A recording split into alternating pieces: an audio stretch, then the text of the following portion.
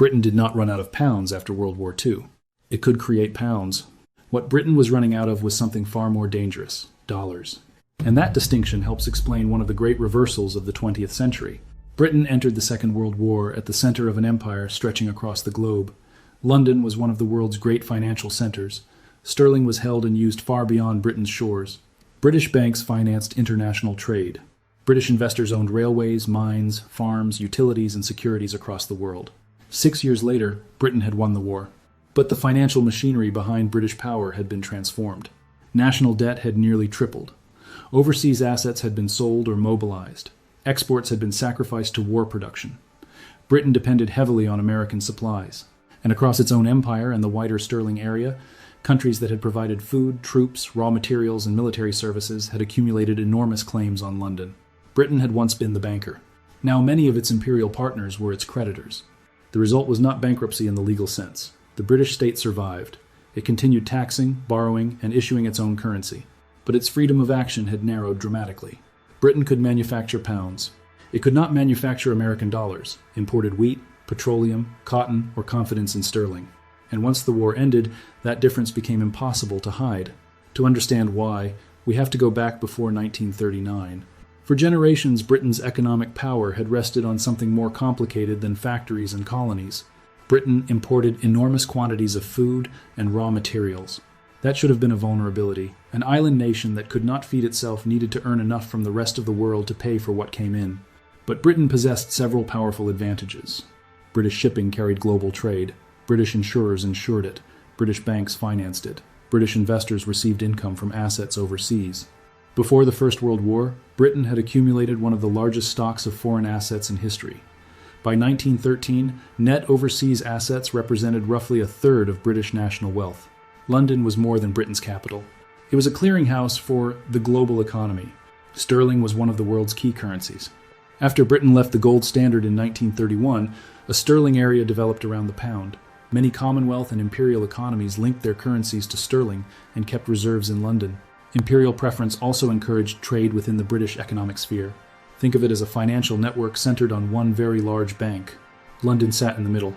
Trade flowed through it. Reserves accumulated there. Debts were settled there. And as long as governments and merchants trusted sterling, the system allowed Britain to operate on a scale larger than Britain's domestic economy alone might suggest. But there was already a weakness. Britain was no longer the unrivaled industrial producer it had been during the 19th century. Germany, the United States, and other countries had developed powerful industries of their own. Britain's share of world manufacturing and manufactured exports had declined long before Hitler invaded Poland. The empire was still enormous. The financial architecture was still impressive. But the industrial foundation beneath it was no longer uniquely dominant. Then came 1939. Modern war does not simply cost money. It reallocates an economy. Factories that once produced consumer goods begin producing aircraft. Steel that might have built machinery goes into tanks and warships. Workers who might have produced exports join the armed forces or munitions plants. Ships that might have carried commercial goods transport troops and weapons. By 1941, war-related activity represented around 53% of British net national expenditure. By 1943, it reached roughly 55%. More than half of Britain's economic effort was being directed toward the war. That mobilization helped defeat Germany. But economically, Britain was consuming part of its future. Machinery wore out. Civilian investment was postponed. Export industries lost workers and capacity. And Britain still had to import food, oil, metals, aircraft, machinery, industrial materials. Many of the most important supplies came from the Western Hemisphere, especially the United States and Canada. And American exporters did not normally want pounds. They wanted dollars. That created Britain's first great financial problem of the war. Before the United States entered the conflict, Britain had to use gold, dollars, and liquid foreign assets to pay for American purchases. The British government progressively mobilized and sold overseas investments. This was one of the hidden costs of survival. A country can pay for a war by raising taxes. It can borrow from its citizens. It can create money. But when it needs goods from another country, domestic money is not necessarily enough. Imagine owning a printing press that can print unlimited gift certificates for your own store. That works if your problem is paying people inside your store. It does nothing if the supplier across the ocean accepts only someone else's currency. Britain's problem increasingly looked like that. By 1941, the pressure was severe enough that American assistance became indispensable. The solution was Lend-Lease. The United States would supply weapons, food, machinery, and other goods without requiring Britain to pay cash for every shipment at the moment it arrived. For Britain, this was extraordinary relief. The National Archives estimates that Britain received more than £5 billion worth of goods through Lend-Lease. But Lend-Lease also revealed something fundamental. Britain could continue fighting at the scale required only because another economic power had begun financing a substantial share of the external burden. That does not mean Washington was secretly plotting to destroy the British Empire. America had obvious reasons to keep Britain in the war. And after Pearl Harbor, Britain and America were fighting the same enemies, but their long-term economic visions were not identical. British policymakers wanted to preserve enough of the sterling system to protect Britain's international position. American policymakers generally wanted a more open multilateral trading system, fewer imperial preferences, fewer discriminatory currency arrangements, and currencies that could eventually be converted more freely. That disagreement would become crucial after the war. But Britain had another way of financing its wartime needs. It could buy within the sterling system. And here the structure of empire produced one of the most important reversals in our story. During the war, Britain purchased goods and services from India, Egypt, and other parts of the sterling area. India supplied military personnel, food, textiles, equipment, and services on an enormous scale. When Britain incurred expenses in India, the payment did not necessarily involve shipping gold or dollars to New Delhi. Instead, sterling claims could accumulate in London. These became known as sterling balances. Imagine that you run a bank. One of your customers supplies you with $100 worth of goods. Instead of handing over $100 in cash, you credit $100 to their account at your bank. The customer now owns a claim against you. During normal times, that may be perfectly manageable. But now imagine millions of customers accumulating claims while your supply of outside cash is shrinking. That was increasingly Britain's position. The Bank of England's own wartime records reveal how quickly officials became concerned about India's balances. By early 1942, they were already around £200 million, and officials were being told that large monthly payments might continue. They did. By the end of 1945, the Reserve Bank of India's published sterling holdings stood at roughly £1.25 billion, and by March 1946, total sterling balances were being estimated in Parliament at around £3.5 billion. This did not mean every pound could immediately be exchanged for a dollar. Many of these balances were blocked or restricted. That distinction matters enormously. On paper, Britain owed the money, but restrictions controlled how quickly foreign holders could turn those claims into British goods, gold, or hard currency. In wartime, such controls were workable. Everyone was fighting the same emergency. The problem would come when peace returned, because peace meant creditors wanted to use their money, and Britain did not possess enough dollars and reserves to make every pound internationally liquid at once. Then, in August 1945, the trap closed. Japan surrendered. The war ended, and within days, American Lend-Lease was terminated. The timing was brutal. Britain had not yet converted its factories back to civilian exports. It had not restored its overseas earning power. It still needed enormous quantities of imported food and materials. But one of the mechanisms financing those imports had suddenly disappeared.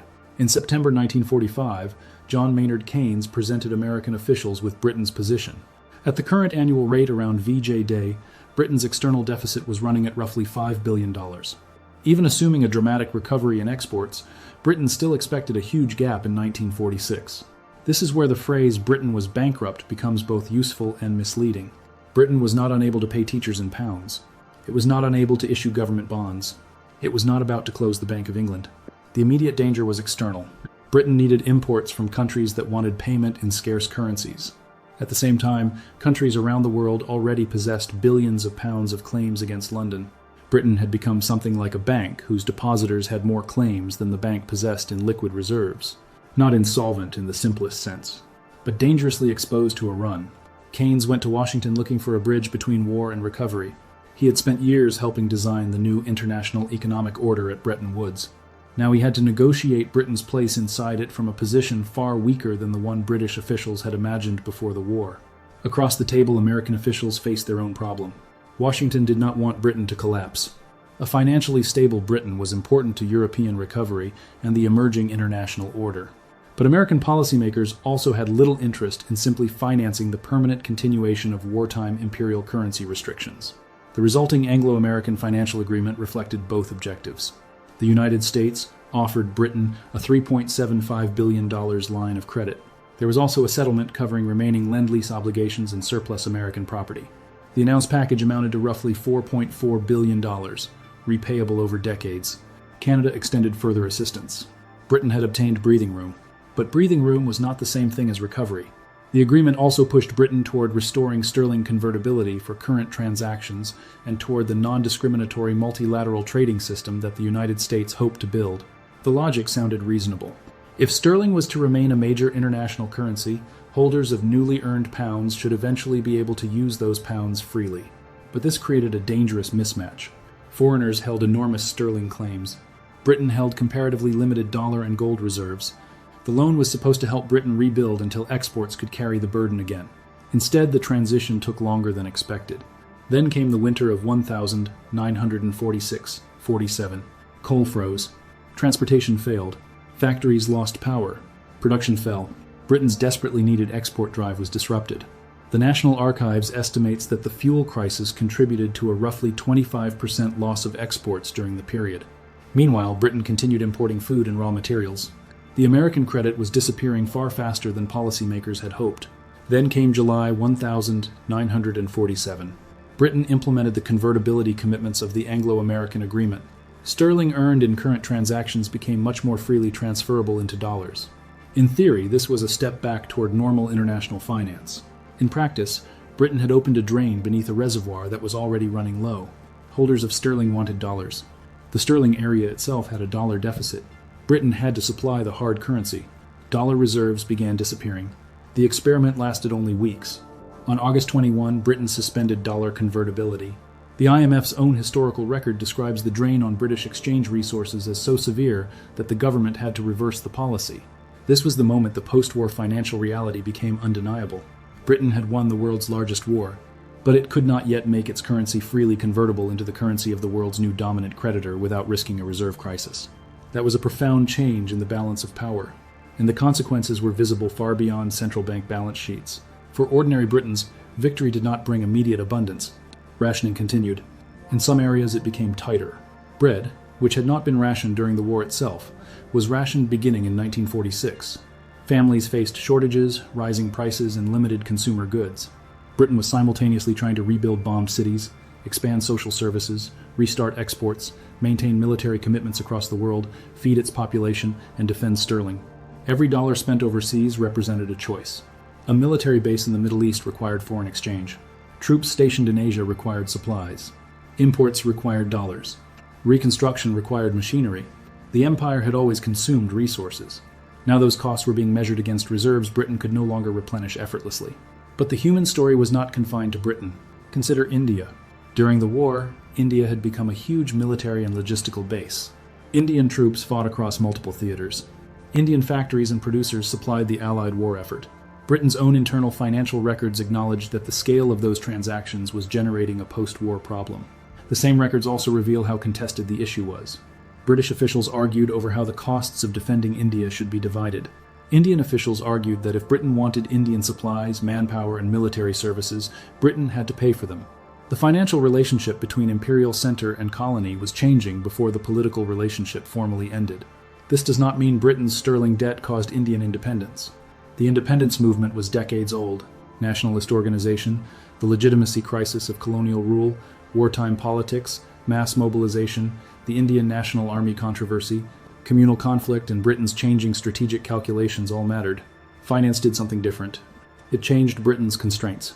Before the war, London could think of India as one of the pillars supporting British imperial finance. After the war, India was also one of Britain's largest creditors.